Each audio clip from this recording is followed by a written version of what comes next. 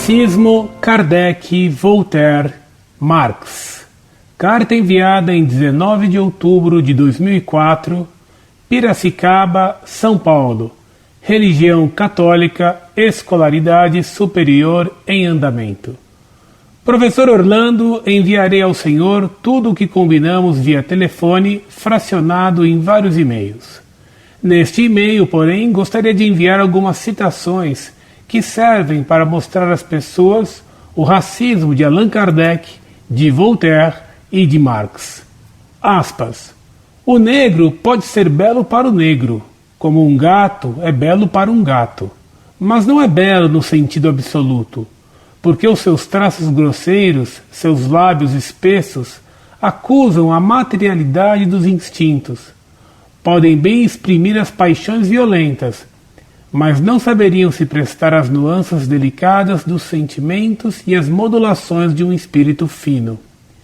Eis porque podemos, sem fatuidade, eu creio, nos dizer mais belo do que os negros e os hotentotas.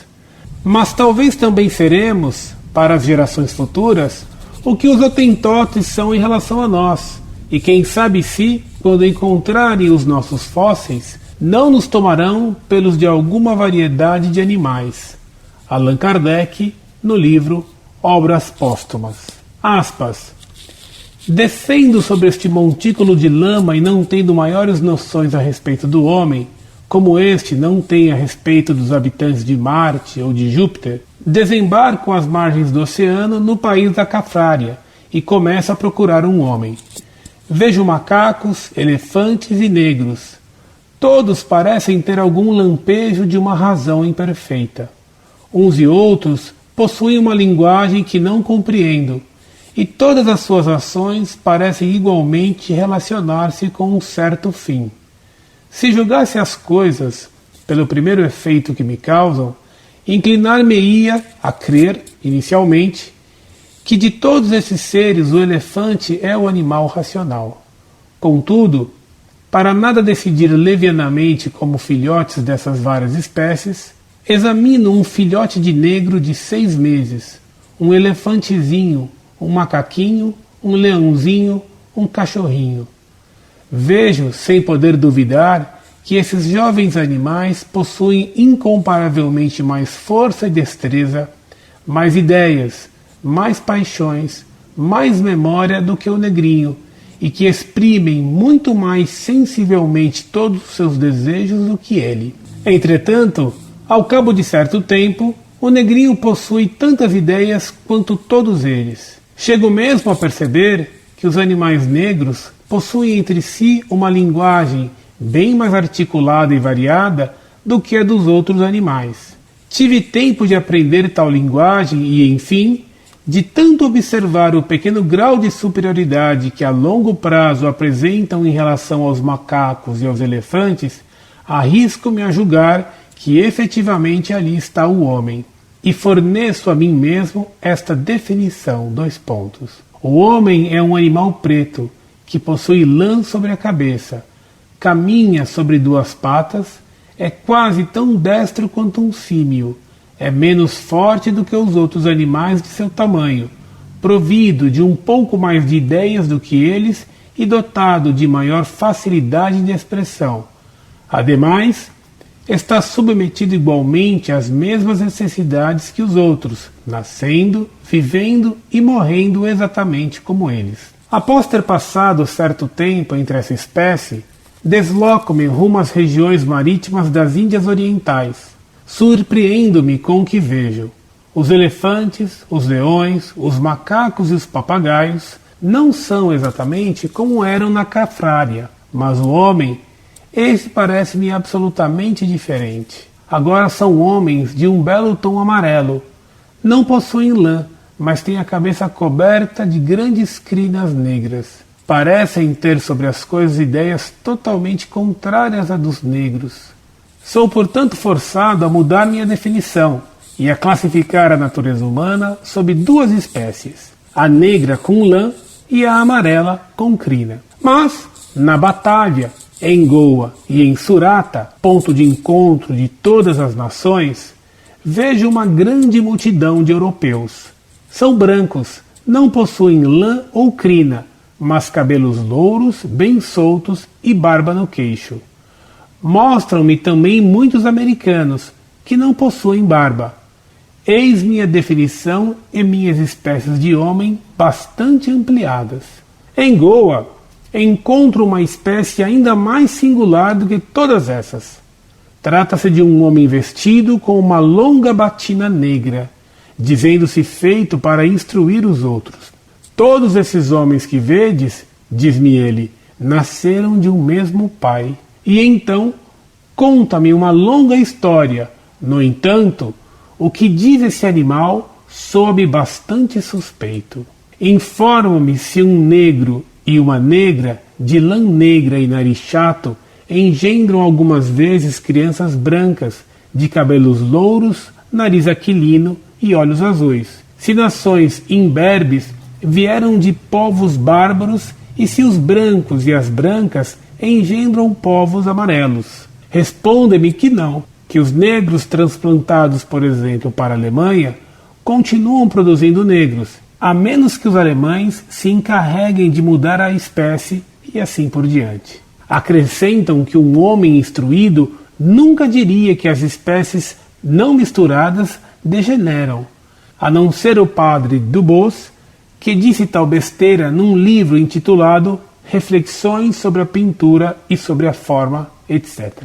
Quer me parecer que agora estou muito bem fundamentado para crer que os homens são como as árvores, assim como as pereiras, os ciprestes, os carvalhos e os abricoteiros não vêm de uma mesma árvore. Assim também os brancos, barbados, os negros de lã, os amarelos com crina e os homens imberbes não vêm do mesmo homem. Fecha aspas. Voltaire, Tratado de Metafísica, capítulo 2, coleção Os Pensadores, São Paulo, abril de 1978, páginas 62 e 63. Observação. Eis aí uma boa contribuição do iluminismo ao racismo. Olha essa então, Marx defendendo a escravidão no Brasil. Aspas. Permita-me dar a você um exemplo da dialética do Sr. Proudhon. A liberdade e a escravidão constituem um antagonismo. Não há nenhuma necessidade para mim falar dos aspectos bons ou maus da liberdade. Quanto à escravidão, não há nenhuma necessidade para mim falar de seus aspectos maus. A única coisa que requer explanação é o lado bom da escravidão. Eu não me refiro à escravidão indireta, à escravidão do proletariado. Eu refiro-me à escravidão direta, à escravidão dos pretos do Suriname no Brasil, nas regiões do sul da América do Norte. A escravidão direta é tanto quanto o pivô em cima do qual o nosso industrialismo dos dias de hoje faz girar a maquinária, o crédito, etc. Sem escravidão, não haveria nenhum algodão. Sem algodão, não haveria nenhuma indústria moderna. É a escravidão que tem dado valor às colônias. Foram as colônias que criaram o comércio mundial, e o comércio mundial é a condição necessária para a indústria de máquina em grande escala. Consequentemente, antes do comércio de escravos, as colônias emitiram muito poucos produtos ao mundo velho e não mudaram visivelmente a cara do mundo. A escravidão é, consequentemente, uma categoria econômica de suprema importância. Sem escravidão, a América do Norte, a nação mais progressista, ter-se-ia transformado em um país patriarcal. Apenas apague a América do Norte do mapa e você conseguirá a anarquia, a deteriorização completa do comércio e da civilização moderna. Mas abolir com a escravidão seria varrer a América para fora do mapa. Sendo uma categoria econômica, a escravidão existiu em todas as nações desde o começo do mundo. Tudo que as nações modernas conseguiram foi disfarçar a escravidão em casa e importá-la abertamente do novo mundo. Após essas reflexões sobre escravidão, o que o bom Sr. Proudhon fará? Procurará a síntese da liberdade e da escravidão, o verdadeiro caminho dourado. Em outras palavras, o equilíbrio entre a escravidão e a liberdade. Fecha aspas. Carta de Karl Marx a Pavel Vassilievich Annenkov, Paris. Escrita em 28 de dezembro de 1846, Rue d'Orléans, número 42, Faubourg Namur. Fonte: Marx Engels Collected Works, volume 38, página 95. Editor: International Publishers, 1975. Primeira publicação completa no original em francês em M.M. Stasiulevich e Hugo Sovremennik e Ike Peperinsky, volume 3, 1912. Tradução em inglês pode ser acessada no site a seguir.